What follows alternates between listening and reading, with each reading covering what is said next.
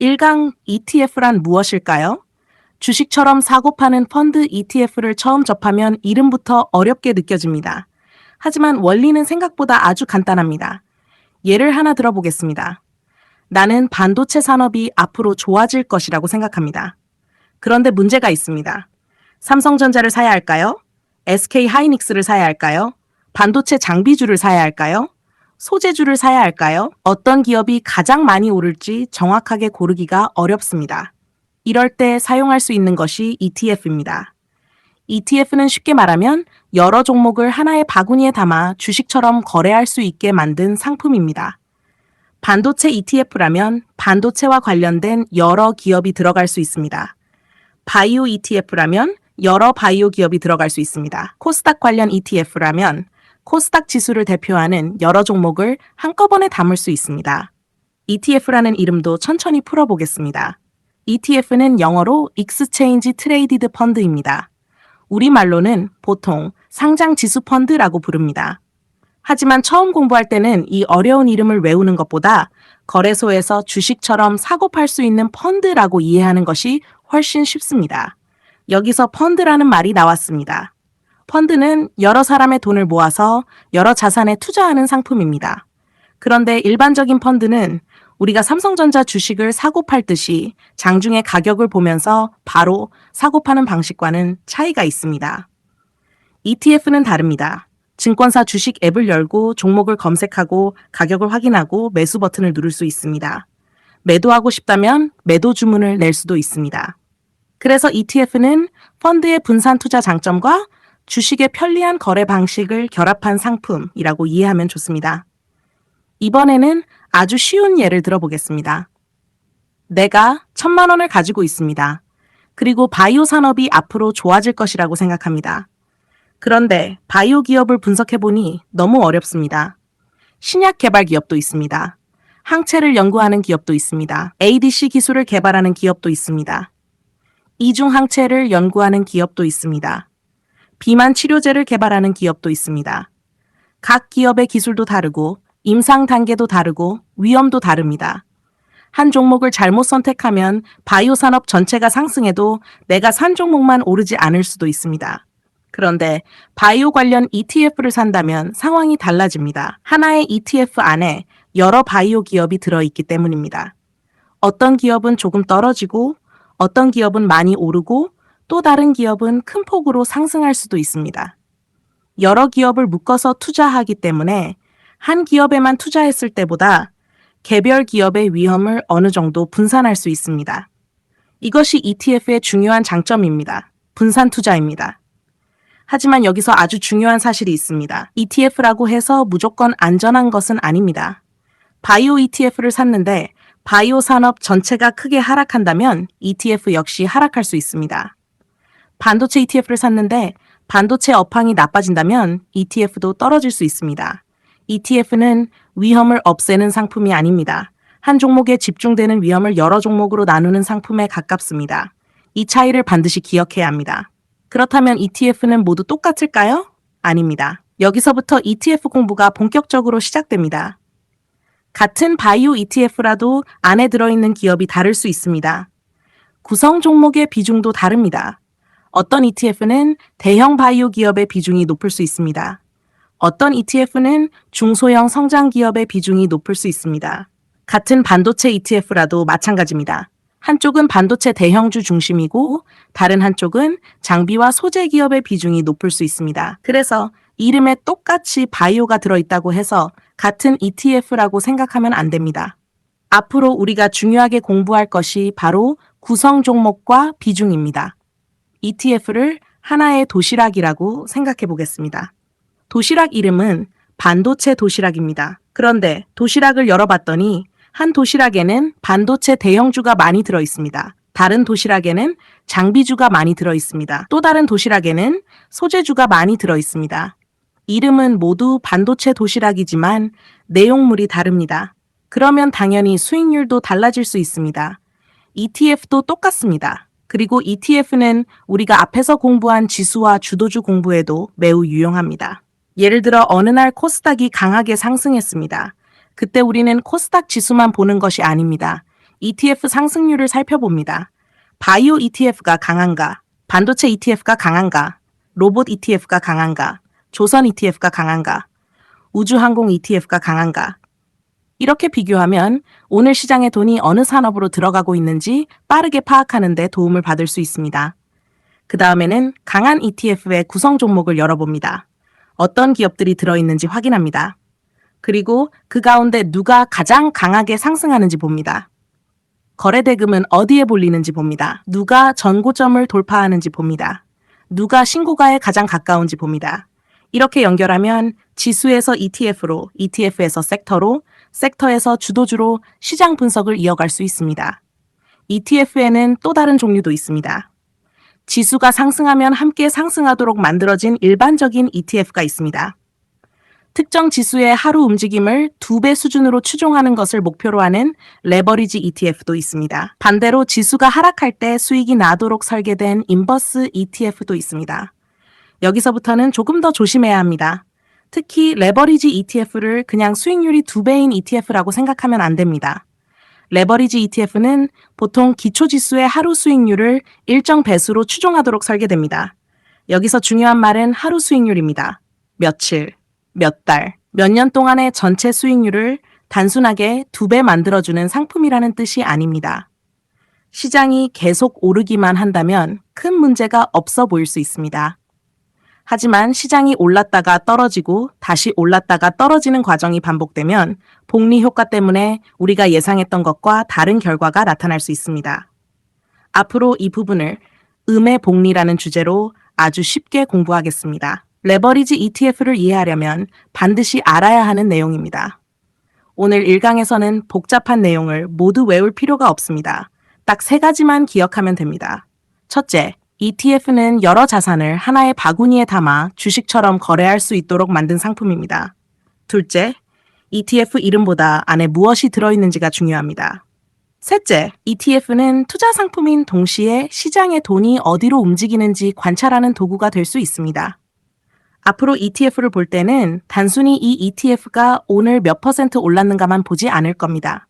무엇을 추종하는지, 어떤 종목이 들어있는지, 각 종목의 비중은 얼마인지, 거래는 활발한지, 비용은 얼마나 드는지, 일반 ETF인지, 레버리지인지, 인버스인지 하나씩 뜯어보겠습니다. ETF를 제대로 이해하면 한 종목을 고르는 방법만 배우는 것이 아니라 시장 전체를 보는 또 하나의 눈을 갖게 됩니다.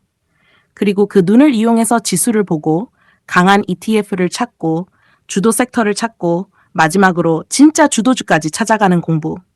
지금부터 시작합니다. 2강 ETF는 어떻게 만들어질까요? 지수와 ETF의 관계. ETF를 이해하려면 먼저 지수를 이해해야 합니다. 앞에서 우리는 지수와 주도주의 관계를 공부했습니다. 코스피, 코스닥, 이런 것들이 대표적인 지수입니다. 지수는 쉽게 말하면 시장이나 특정 종목 집단의 움직임을 하나의 숫자로 보여주는 기준입니다. 예를 들어 코스닥 시장에는 수많은 기업이 있습니다. 어떤 종목은 오르고 어떤 종목은 떨어집니다. 이 많은 종목을 하나씩 전부 살펴보는 것은 어렵습니다. 그래서 시장 전체가 대체로 강한지 약한지를 보여주는 숫자가 필요합니다. 그 역할을 하는 것이 지수입니다. 그런데 여기서 중요한 질문이 생깁니다. 우리가 코스닥 지수를 직접 살 수 있을까요? 지수는 숫자입니다. 숫자 자체를 주식처럼 살 수는 없습니다. 그래서 등장하는 것이 ETF입니다. 쉽게 설명해 보겠습니다. 어떤 지수가 있다고 하겠습니다. 그 지수 안에는 A기업, B기업, C기업, D기업 이렇게 여러 기업이 들어있습니다. 그리고 각각의 기업에는 일정한 비중이 있습니다.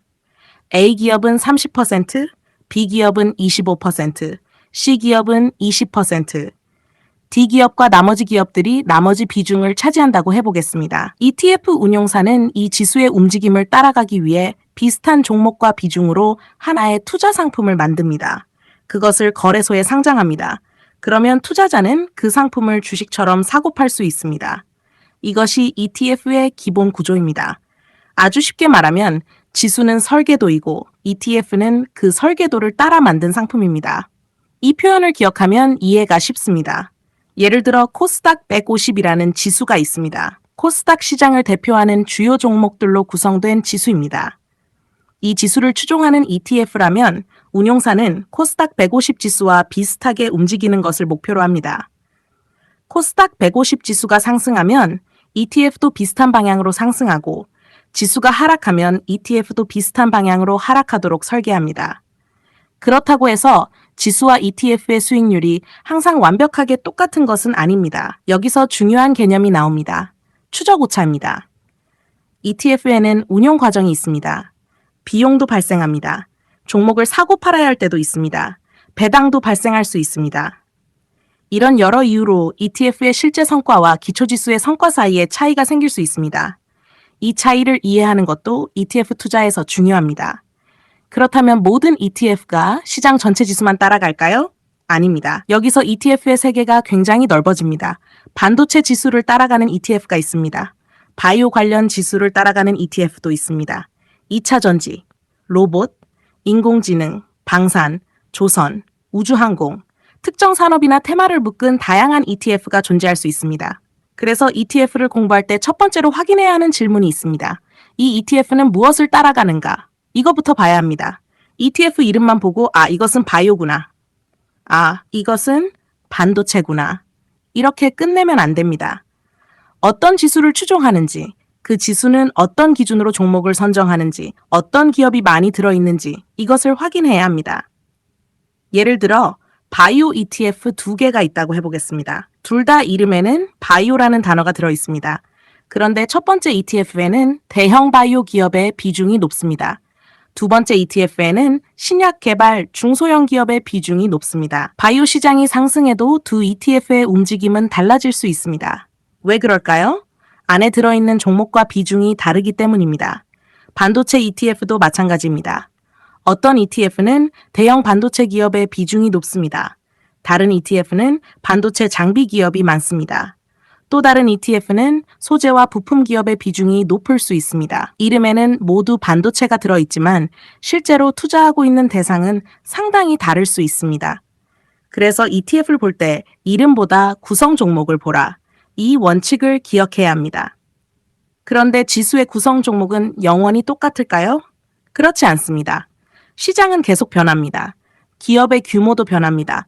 거래가 활발해지기도 하고 줄어들기도 합니다.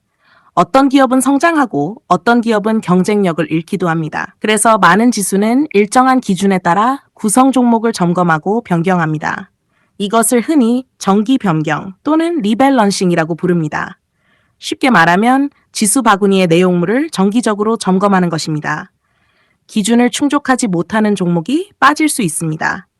새롭게 기준을 충족한 종목이 들어올 수도 있습니다. 종목의 비중도 변경될 수 있습니다. ETF 역시 추종하는 지수의 변화에 맞춰 보유 종목과 비중을 조정할 수 있습니다. 여기서 투자자에게 아주 중요한 포인트가 있습니다. ETF를 샀다고 해서 처음 샀을 때의 종목을 계속 똑같이 가지고 있는 것은 아니라는 것입니다. ETF 안의 구성 종목은 바뀔 수 있습니다. 비중도 바뀔 수 있습니다. 따라서 장기간 ETF를 보유한다면 가끔은 구성 종목을 다시 확인할 필요가 있습니다. 이제 우리가 공부했던 주도주와 연결해 보겠습니다. 어느 날 시장을 열어봤더니 코스닥 지수는 1% 상승했습니다. 그런데 바이오 ETF는 5% 상승했습니다. 반도체 ETF는 1% 상승했습니다.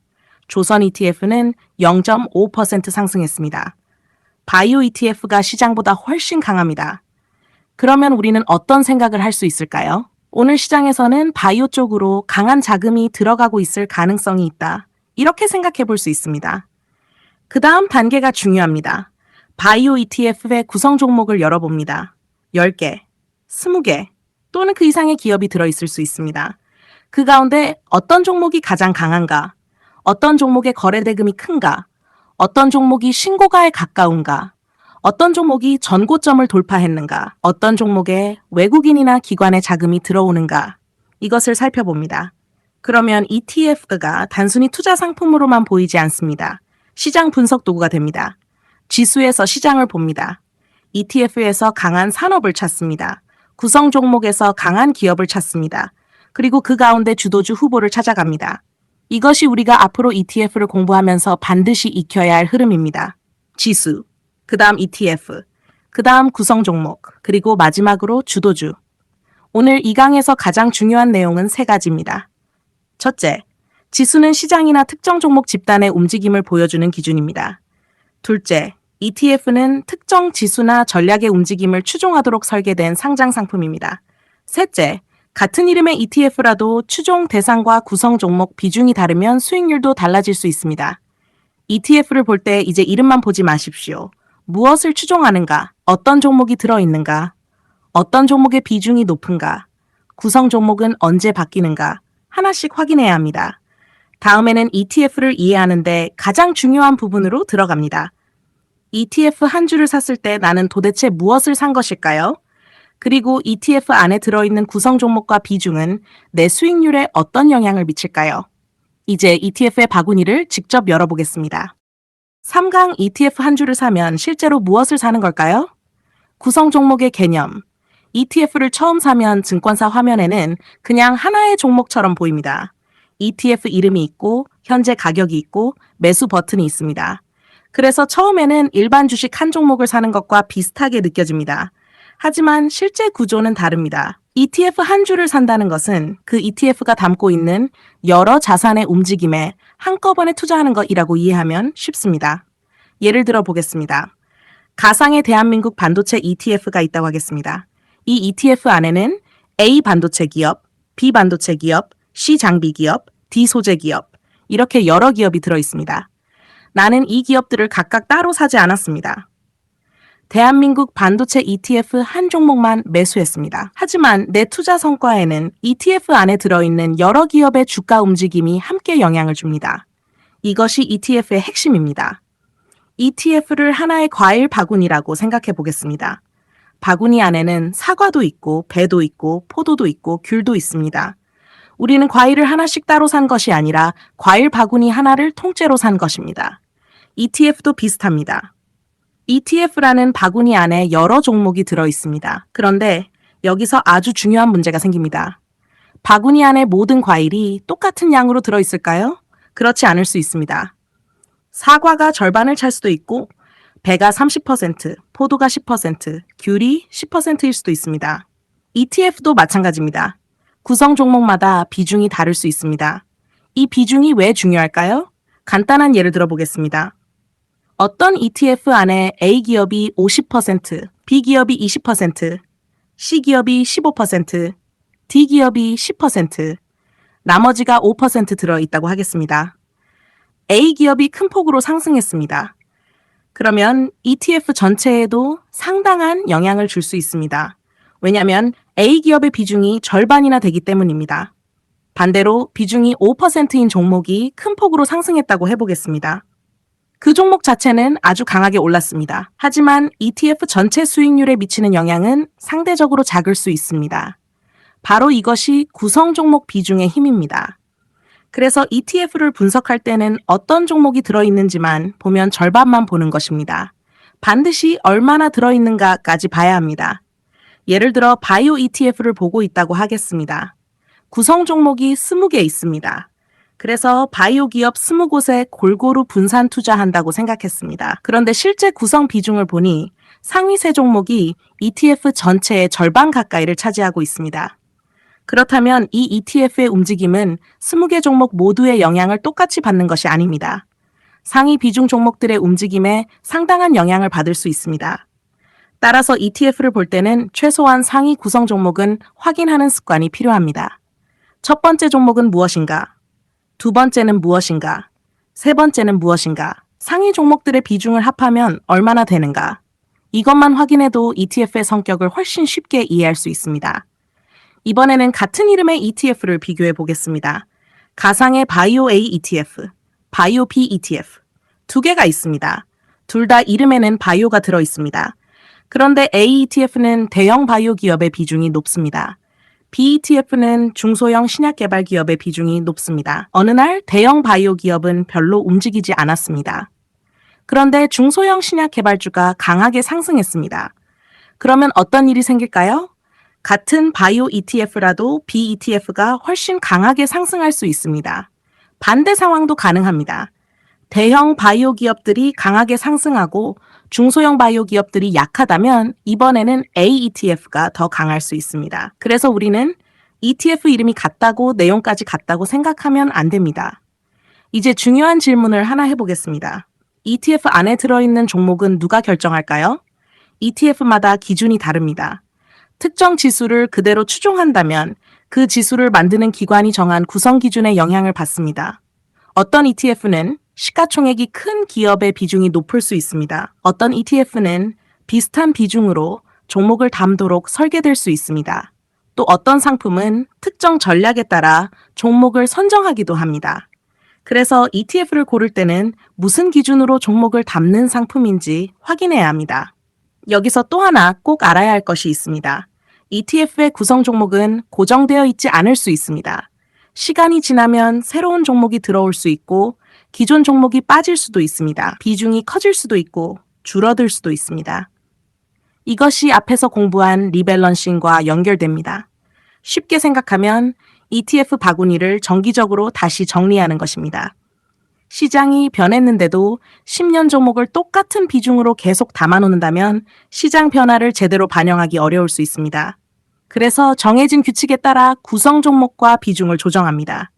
이 부분은 장기 투자자에게 특히 중요합니다. ETF를 한번 샀다고 몇 년 동안 구성 종목을 전혀 확인하지 않는 것은 좋지 않습니다. 내가 처음 투자했던 ETF의 성격과 현재 ETF의 성격이 완전히 같다고 단정할 수 없기 때문입니다. 이제 주도주 공부와 다시 연결해 보겠습니다. 어느 날 시장을 보니 바이오 ETF가 상승률 상위권에 올라왔습니다. 그냥 바이오가 강하구나 하고 끝내지 않습니다. 바로 구성 종목을 열어봅니다. 상위 비중 종목이 모두 강한지 봅니다. 한두 종목만 급등했는지 봅니다. 여러 종목이 동시에 상승하는지도 봅니다. 거래 대금이 어디에 몰리는지 봅니다. 전고점을 돌파하는 종목이 있는지 봅니다. 신고가를 만드는 종목이 있는지도 봅니다. 여기서 아주 중요한 차이가 나타납니다. ETF는 5% 상승했습니다. 그런데 구성 종목을 보니 한 종목만 20% 상승하고 나머지는 대부분 별로 움직이지 않았습니다. 이런 경우와 ETF가 5% 상승했는데 상위 구성 종목 대부분이 7%, 8%, 10% 이렇게 함께 상승하는 경우는 시장 내부의 모습이 다릅니다. 두 번째 상황에서는 섹터 전체로 상승세가 확산되고 있는지 조금 더 관심 있게 볼 필요가 있습니다. 즉, ETF의 상승률만 보는 것보다 구성 종목을 함께 보면 시장 내부의 힘을 더 자세히 관찰할 수 있습니다. 그리고 여기서 주도주 후보를 찾을 수도 있습니다. 강한 ETF를 찾았습니다. 구성 종목을 열었습니다.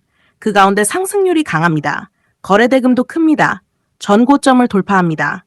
조정에서도 잘 버팁니다. 시장보다 먼저 신고가를 만듭니다. 이런 종목이 있다면 우리가 공부했던 주도주의 특징과 연결됩니다. 그래서 앞으로 시장을 볼 때 이런 순서를 기억하면 좋습니다. 먼저 지수를 봅니다. 그 다음 강한 ETF를 찾습니다. 그 다음 ETF의 구성 종목을 엽니다. 그리고 비중이 큰 종목과 가장 강한 종목을 확인합니다. 마지막으로 주도주 후보를 찾습니다. ETF 공부와 주도주 공부가 이 지점에서 하나로 연결됩니다. 오늘 3강에서 가장 중요한 내용은 3가지입니다. 첫째, ETF 한 주를 산다는 것은 그 ETF가 담고 있는 여러 자산의 움직임에 함께 투자하는 것입니다.